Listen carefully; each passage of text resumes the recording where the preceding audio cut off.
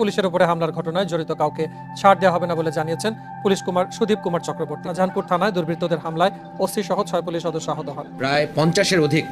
তার ক্যাডার বাহিনী নিয়ে সে থানায় আক্রমণ করে। থানায় দর্শক, এইমাত্র বড় খবর। দর্শক, এবার থানার ভিতরে ঢুকে প্রকাশ্যে ওসি এবং আরো অনেককেই পিটিয়েছে। দর্শক, আপনারা ভিডিওতে দেখতে পারবেন এবং ভিডিওর ভিতরে রয়েছে আরো অনেক গুরুত্বপূর্ণ তথ্য। তাই বলছি, সম্পূর্ণ ভিডিওটিকেও স্কিপ করবেন না এবং এমন নিউজ ল্যাব দেখতে যারা ভালোবাসেন দ্রুত চ্যানেলটি সাবস্ক্রাইব করে আমাদের পাশে থাকবেন। দর্শক শ্রোতা, তার কথা না বাড়িয়ে চলুন বিস্তারিত দেখে আসি।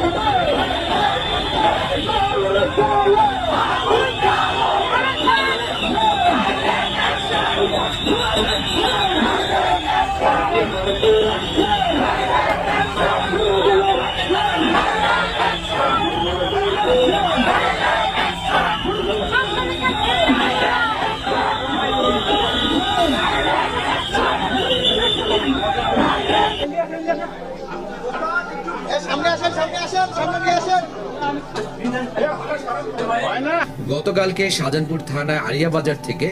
একজন চিহ্নিত সন্ত্রাসীকে গ্রেপ্তার করা হয় এবং তার কাছ থেকে দুটো বার্মিজ চাকু উদ্ধার করা হয়। সেই সন্ত্রাসী সেখানেই আমাদের শাহজাহানপুর থানার যে কর্তব্যরত যে সাব ইন্সপেক্টর যে সেখানে তাকে গ্রেপ্তার করেছে, তাদের উপর হামলা চালায় এবং তারপরে সেখান থেকে সাব ইন্সপেক্টর তাকে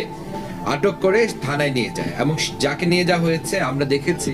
সিডিএমএ সার্চ দিয়ে যে মিঠুন, তার বিরুদ্ধে বেশ কয়েকটি মামলা আছে,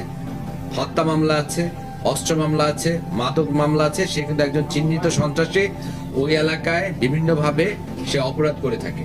সেই চিহ্নিত সন্ত্রাসীকে আমরা দুটো বার্মিজ চাকু সহ গ্রেপ্তার করেছি আমাদের শাহজাহানপুর থানা পুলিশ এবং তাকে যখন থানায় নিয়ে আসা হয়েছে তখন পরবর্তীতে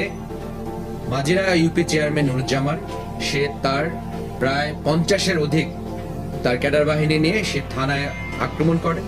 থানায় হামলা চালায় এবং থানায় আপনারা জানেন যে ইতিমধ্যে মহাসড়কে কিন্তু আমাদের প্রচুর পরিমাণে ফোর্স ডিপ্লয় করতে হয়েছে, কারণ হচ্ছে মহাসড়কে যান চলাচল স্বাভাবিক রাখার জন্য এবং অফিসার ইনচার্জ, ইন্সপেক্টর তদন্ত সহ অন্যান্য যারা অফিসার বেশিরভাগ কিন্তু তারা মহাসড়কে দায়িত্বরত ছিল আইন শৃঙ্খলা নিয়ন্ত্রণ করা এবং মহাসড়কে যান চলাচল স্বাভাবিক রাখা। সেই সময় থানায় যারা কর্তব্যরত যারা ছিল, যে সীমিত সংখ্যক সদস্য, তাদের উপর তারা চড়া হয় এবং তাদেরকে শারীরিকভাবে লাঞ্ছিত করে এবং আমাদের কয়েকজন পুলিশ সদস্য আহত হয় এবং পরবর্তীতে তারা যে কাজটি করার চেষ্টা করে সেটি হচ্ছে সেই আসামি মিঠুন তাকে ছিনিয়ে নেওয়ার চেষ্টা করে। সেই সময় আমাদের যে সকল পুলিশ সদস্য থানায় ছিল তারা দৃঢ়তার সাথে প্রতিরোধ করে, তারা কিন্তু আসামি ছিনিয়ে দিতে তাদেরকে দেয়নি। পরবর্তীতে অফিসার ইনচার্জ ঘটনাটি জানার পরে সহ আমরা এখানে থানায় আমরা ফোর্স বৃদ্ধি করি এবং যারা দুষ্কৃতিকারী যারা থানা হামলা করতে এসেছিল, আসামি ছিনিয়ে নিতে এসেছিল, তাদেরকে প্রতিরোধ করা হয় এবং পরবর্তীতে তারা মাঝরাতে হাইওয়ের উপর তারা একটি জায়গায় প্রায় 200-এর বেশি তারা সেখানে জমায়েত হয় এবং আমাদের কাছে যে তথ্য ছিল তারা বড় ধরনের কোনো সংঘাতে জড়ানোর জন্য তারা মূলত সেখানে সমবেত হয় এবং এই 200 জনের মধ্যে সেই ব্যক্তিগুলো ছিল যারা থানাতে যে হামলা করেছিল এবং থানা থেকে যে চিহ্নিত আসামি ছিনিয়ে নেওয়ার চেষ্টা করেছে, তারাও কিন্তু সেখানে মাজিরা ইউপি চেয়ারম্যান নুরুজ্জামান নেতৃত্বে সেখানে অবস্থান গ্রহণ করে এবং আমরা যখন জানতে পারি তারা একটি বড় সংঘর্ষ কিংবা নাশকতা করার জন্য তারা পরিকল্পনা করছে, তখন আমরা আমাদের গোয়েন্দা দল, থানা পুলিশ দল সমন্বিতভাবে আমরা অভিযান পরিচালনা করি আমাদের অতিরিক্ত পুলিশ সুপার সদর সার্কেলের নেতৃত্বে এবং সেখান থেকে আমরা ইউপি চেয়ারম্যান নুরুজ্জামান এবং তার সহযোগী আরো 8 জন, মোট 9 জনকে আমরা আটক করি এবং আটক করে আমরা যখন তাকে জিজ্ঞাসাবাদ করি, জিজ্ঞাসাবাদে এক পর্যায়ে সে স্বীকার করে যে তার কাছে এবং তার সহযোগীর কাছে অবৈধ অস্ত্র আছে এবং এক পর্যায়ে তার একান্ত সহযোগী নাজমুলের বসত বাড়ি থেকে আমরা সেখানে সিলিং এর উপর একটি বিদেশি পিস্তল, 8 রাউন্ড তাজা গুলি এবং একটি ম্যাগাজিন উদ্ধার করি এবং সেখান থেকে 3 বোতল অবৈধ ফেন্সিডিল মাদক কিন্তু সেখান থেকে উদ্ধার করা হয়। এরপর আমরা ধৃত নুরুজ্জামানকে বারবার জিজ্ঞাসাবাদ করতে থাকি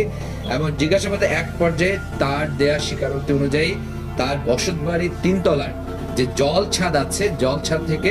শপিং ব্যাগের মধ্যে আমরা আরেকটি বিদেশি পিস্তল এবং সেখান থেকে 7 রাউন্ড তাজা গুলি এবং একটি ম্যাগাজিন উদ্ধার করি। এবং এরপরও কিন্তু আমরা বিভিন্ন জায়গায় অভিযান পরিচালনা করেছি এবং আমরা মনে করছি যে যারা শাহজাহানপুর থানা আক্রমণের মতো যারা দৃষ্টতা দেখায় এবং কি কারণে একজন চিহ্নিত সন্ত্রাসী যাকে পুলিশ বার্মিজ চাকু সহ গ্রেপ্তার করেছে তাকে ছিনিয়ে আনার জন্য যারা থানা আক্রমণ করতে পারে, যারা তাদের নিজের হাতে আইন তুলে নেওয়ার এত বড় দুঃসাহস, আমার মনে হয় তাদের বিরুদ্ধে প্রচলিত আইনে তাদের বিরুদ্ধে অবশ্যই ব্যবস্থা নেওয়া উচিত। আপনারা জানেন যে আইনানুগভাবে ধারাবাহিকভাবে যে ঘটনাগুলো ঘটেছে তার প্রেক্ষিতে এখানে অস্ত্র আইনে মামলা হবে, মাদক আইনে মামলা হবে এবং কর্তব্যরত পুলিশ সদস্যের উপর হামলা এবং তাদেরকে তাদের সরকারি দায়িত্ব পালনে বাধা দানের জন্য কিন্তু মামলা হবে। এবং আমরা বিজ্ঞ আদালতের কাছে অবশ্যই রিমান্ডের আবেদন করব এবং রিমান্ড সাপেক্ষে আমরা আরো দেখব যে এই সংঘবদ্ধ অপরাধী চক্র তাদের সাথে আরো কারা কারা জড়িত আছে